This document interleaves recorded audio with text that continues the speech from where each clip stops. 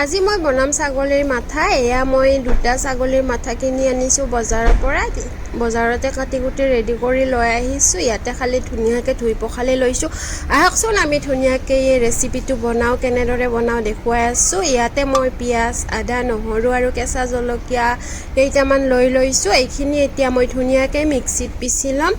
এয়া মই আদা, নহৰু, পিঁয়াজ, জলকীয়াখিনি ধুনীয়াকৈ মিক্সিত পিচি লৈ লৈছোঁ। আৰু মই ইফালে লৈছোঁ গোটা গৰম মছলা, কেঁচা জলকীয়া আৰু পিঁয়াজ। এইখিনি মই তেলত দি দিম। এতিয়া মই ধুনীয়াকৈ এইখিনি তেলত দিম। এয়া তেল গৰম হ'বলৈ দিছোঁ। ইয়াতে মই গোটা মছলাখিনি দি দিছোঁ।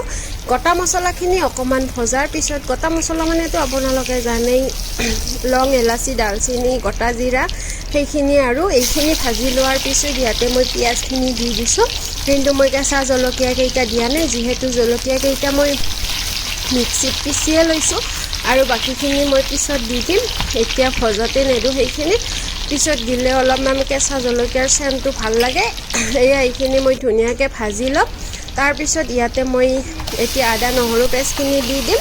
এইখিনি মই ভালদৰে লৰাই ভাজি ল'ম। যেতিয়ালৈকে মছলাখিনি তেল নুঠে তেতিয়ালৈকে ভাজি থাকিব লাগিব। আৰু ইয়াতে মই এতিয়া শুকান মছলাখিনি দি ল'ম। এয়া হৈছে ৰংগুড়া, এয়া হৈছে জিৰা গুড়ি, এয়া জলকীয়া গুড়ি, আৰু এইপিনে এয়া হৈছে গৰম মছলা, আৰু এইপিনে এইখিনি হৈছে ধনিয়া গুড়ি। এইখিনি এতিয়া মই ধুনীয়াকৈ তেলত দি দিম আৰু এইখিনি ধুনীয়াকৈ ভাজিব লাগিব। যেতিয়ালৈকে মছলাৰ তেলটো নুঠে তেতিয়ালৈকে এইখিনি লৰাই ভাজি ল'ব লাগিব।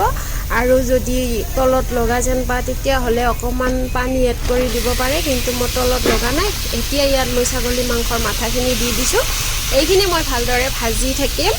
এইখিনি ভাজি ইয়াৰ পৰা পানীটো মৰিব লাগিব। আৰু ইয়াতে এতিয়া মই নিমখ এড কৰি দিছোঁ জোখমতে। আপোনালোকৰ জোখমতে নিমখটো এড কৰি দিব।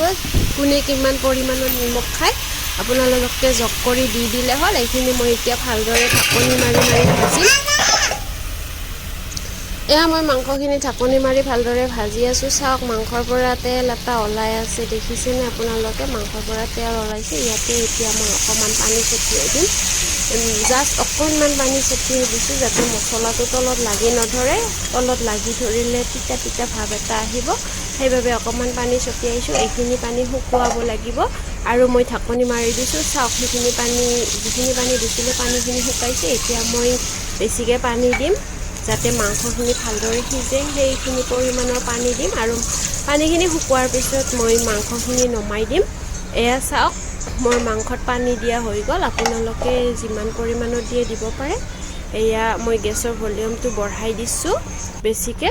এয়া চাওক, মোৰ মাংস উতলি আছে, বেছি টাইম নাই আৰু হ'ব। এতিয়া মই ইয়াতে কেঁচা জলকীয়া কেইটা এড কৰিছোঁ আৰু এতিয়া ইয়াতে মই অকণমান ধনিয়া পাত ছটিয়াম। মানে মাংসটো হ'ব আৰু তাৰ বাবে এতিয়া ধনিয়া পাত আৰু কেঁচা জলকীয়াখিনি দি অকণমান টাইম আৰু ঢাকি দিম। আৰু 10 মিনিটমান হ'লে মোৰ হৈ যাব। পানীখিনি শুকুৱাব লাগিব। এয়া চাওক, মোৰ মাংস ৰেডি হৈ গ'ল। কিমান ধুনীয়া হৈছে দেখিছেনে আপোনালোকে?